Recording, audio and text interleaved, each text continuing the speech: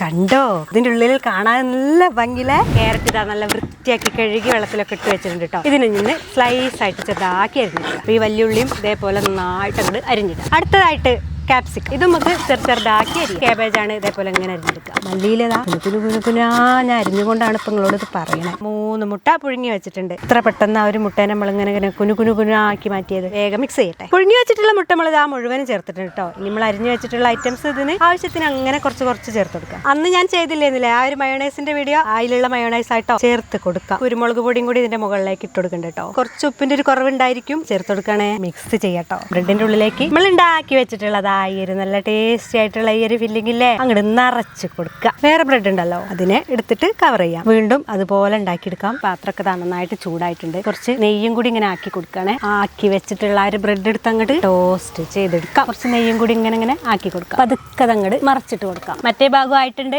കോരി മാറ്റാം. ഈ സെന്ററിൽ കൂടെ ഇങ്ങനെ കട്ട് ചെയ്തും കൂടി കൊടുക്കട്ടോ. കണ്ടോ, ഇതിന്റെ ഉള്ളിൽ കാണാൻ നല്ല ഭംഗിയിലെ കുറച്ച് കെച്ചപ്പ് ഇങ്ങനെ അങ്ങോട്ട് ഒഴിച്ചു കൊടുത്താണ്ട് ഇത് കഴിക്കണം കേട്ടോ.